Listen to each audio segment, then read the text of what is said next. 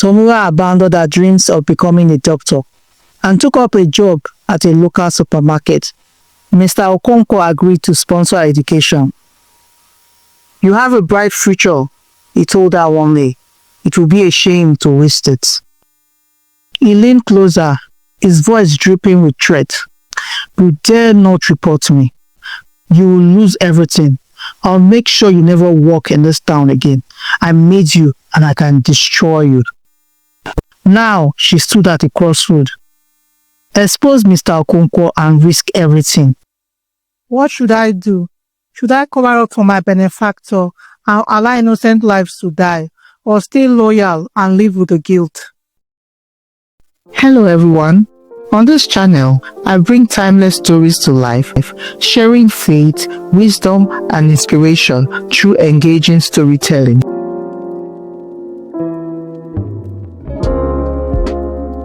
Tomiwa had always been a dreamer. Her heart set on becoming a doctor, just like the ones she had read about in her textbooks. She had grown up in a modest home with her parents, Mr. and Mrs. Adebayo. Her father, Mr. Adebayo, worked tirelessly to provide for his small family. Though he was not wealthy, he was rich in love and ambition. He was determined to give his daughter a future, and with the little money he had planned for her to go to the best university. But then, the unthinkable happened. Just as Tomiwa was preparing for her university entrance exam, her father, the only person who had ever truly believed in her, passed away unexpectedly. The news came to shatter her world. Her father was gone, and with him, every promise he made. The grief was unbearable, but what followed was even worse. Her father's family, who had never been close, descended on their homes like vultures, eager to claim what little they could from his modest savings. They took everything, even the small 2-bedroom house he had worked so hard to build. Tomiwa's mother, a woman who had suffered from sickle cell anemia for most of her life, had been a full-time housewife. Her condition had always kept her from working, and her husband had insisted that she stay home to avoid putting her health at risk. But now, with no income, no saving, and no family to turn to, they were cast aside. The day they were thrown out of their home was like a nightmare Tomiwa could not wake up from. The relatives did not even allow them to pack properly. Clothes were thrown out onto the streets, pots and pans scattered like trash. Tomiwa hugged her mother tightly, crying, "Mama, what do we do now?" "I don't know what to do, my daughter," she replied. "The only crime I committed was that I couldn't give the family a male child." Forced into the streets, her dreams crushed, Tomiwa asked herself, "Is this how my story ends?" But fate wasn't done with her yet. Tomiwa and her mother found refuge in an uncompleted building. The dreams her father had for her seemed like a cruel joke now, with the weight of survival pressing heavily on their shoulders. Tomiwa abandoned her dreams of becoming a doctor and took up a job at a local supermarket, ringing up groceries, packing bags, and smiling through the pain just to make ends meet. There in the supermarket, between dusty shelves and long hours, she ran into Ada. Ada had been a classmate in high school. The girl who always had everything. The perfect smile, the perfect life, the perfect future. When Ada spotted Tomiwa, her face lit up. But the moment she saw Tomiwa's faded uniform and tired eyes, her smile became cold and she was concerned. They exchanged pleasantries, but Tomiwa's mask crumbled under the warmth of an old friend's concern. She poured out her story, her father's death, the betrayal of the family, and the abandoned dream. Ada was moved to tears. "You don't deserve this, Tomiwa," she said. Let me talk to my father, he can help.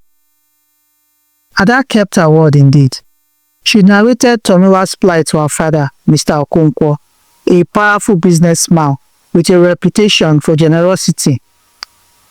Tomiwa visited Ada's home on invitation, and after hearing her story, Mr. Okonkwo agreed to sponsor her education. "You have a bright future," he told her one day. "It will be a shame to waste it." With fresh hope, Tomiwa sat for her entrance exam fast and gained admission to study medicine. She threw herself into her studies, powered by gratitude and determination. Her mother's health, though fragile, became her motivation to push through every sleepless night. Years later, she graduated from the university. Tomiwa's mother was filled with joy, and she could not stop giving thanks to God and to Mr. Okonkwo for coming to her rescue. She hugged Tomiwa tightly as they both wept joyfully. Her benefactor, Mr. Okonkwo, and her best friend Ada were so happy for her and also came to celebrate with her at her graduation ceremony. Her late father's wishes had finally come to pass. Tomiwa was now a medical doctor. Her dream had finally become a reality. Mr. Okonkwo never stopped showing Tomiwa kindness. He helped her secure a job in a government hospital with his connections. Her life, which was once on the brink of despair, had blossomed into something she had only dreamed of. But just when she thought her trials were behind her, life threw another wicked twist at her. One evening, an unusual number of emergency cases flooded the hospital. Patients showed up with mysterious symptoms, seizures, organ failure, and in some cases death.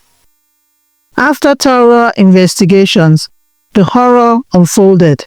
The root cause was fake drugs supplied to local pharmacies and clinics. Tomiwa's world rolled when she dug deeper. To her horror, all evidence pointed back to Mr. Okonkwo, her benefactor, the man who had lifted her from the dust. At first, she thought it was a mistake, a misunderstanding. But when she confronted Mr. Okonkwo, the facade shattered completely. "You think I made my fortune selling clean drugs?" Mr. Okonkwo laughed. A cold, bitter laugh that sent chills down her spine. "Those fake drugs built my empire. They paid for your education, your fancy degree, your shiny new life." Tomiwa was frozen in place, her heart pounding so hard, it almost deafened her. He leaned closer, his voice dripping with threat. "You dare not report me. You will lose everything. I'll make sure you never walk in this town again. I made you and I can destroy you." Tomiwa stumbled out of his house, her mind in trouble. Her hands trembled as she drove home. She thought about the sick patients, the one who might die because of those fake drugs. She thought about her mother, who believed she was doing good in the world. She thought about the sacrifices her real father made, sacrifices built on hard work and not blood money. Now she stood at a crossroad. Expose Mr. Okonkwo and risk everything. Tomiwa sat alone in a small apartment, the weight of the decision pressing down on her chest. She buried her face in her hands. Her whole body shook with the magnitude of the choice before her. She lifted her tear-stained face and whispered, What should I do? Should I cover up for my benefactor and allow innocent lives to die, or stay loyal and live with the guilt? What is your advice to Tomiwa? If you were in her shoes, what would you do? Kindly put it in the comment section. Thank you. I hope you enjoyed the story. If you did, kindly subscribe to my YouTube channel, like and share to others so that they will be inspired. Thank you.